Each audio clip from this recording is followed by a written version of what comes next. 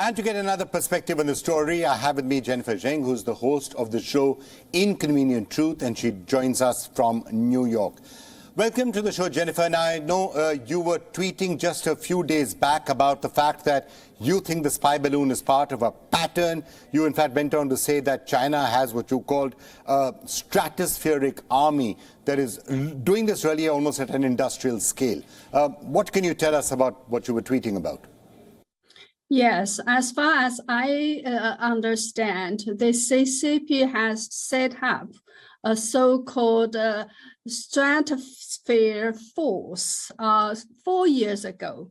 It is a military level unit, and it is the fifth army inside the CCP, apart from the air, the land, the sea, the air, the space force. So this is the fifth force, and the CCP has, I think it has invested a lot of research and efforts into, you can say, militarize this stratosphere level, because they think this area is something they can have a wedge in, and they can maybe go ahead of the USA, because nobody is paying much attention to this area where, you know, it's too high for the fight jetters, but too low for the missile detecting systems. So they think they have a chance there.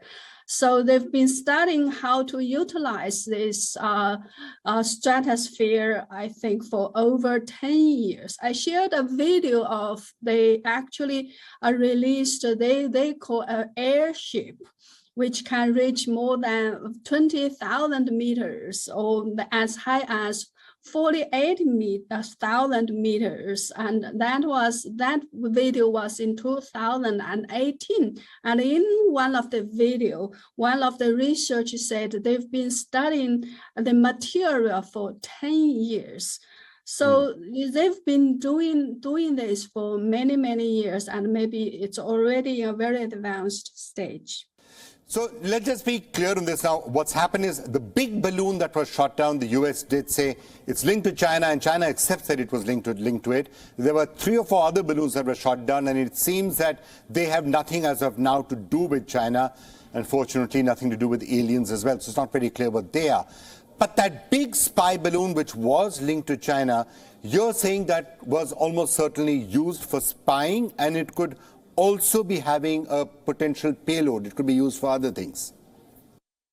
Yes, actually, I just did a program several days ago. They have 3 major purposes.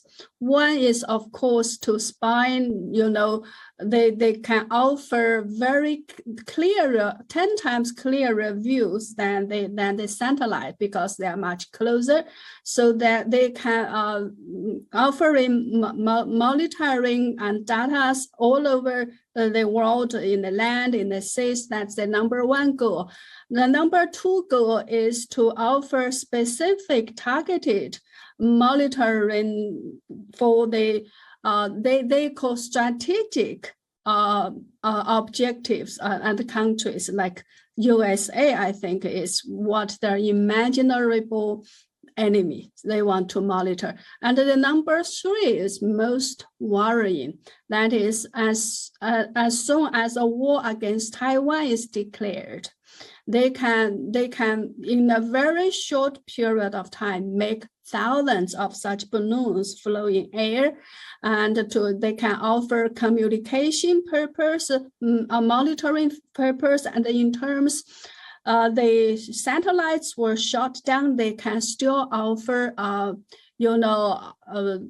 guidance, like for their missiles. And especially if these balloons are very cheap to make, and if they have thousands of them float in air, and the USA use their missiles to shoot them, but at that time they have a chance to target the US. So this could be a kind of surprising weapon, and maybe the USA Army hasn't figured out a very effective way to how to deal with this. Like this time, they already slick inside the USA. If a balloon, a bomb, a nuclear bomb or bioweapon is carried in it, what will be the consequences?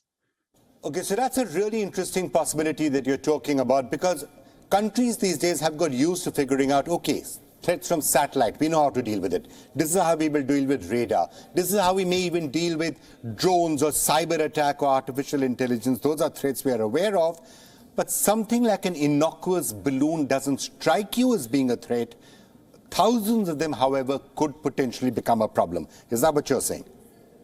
Yes, because also they move slowly and they move in a stratospheric level, which are not monitored usually by our current radar system, and so they could escape whatever your detecting system. And even if you detect them, it's expensive and it's not very cost effective to deal with them, to shoot them down, but they can throw out bombs and very easily.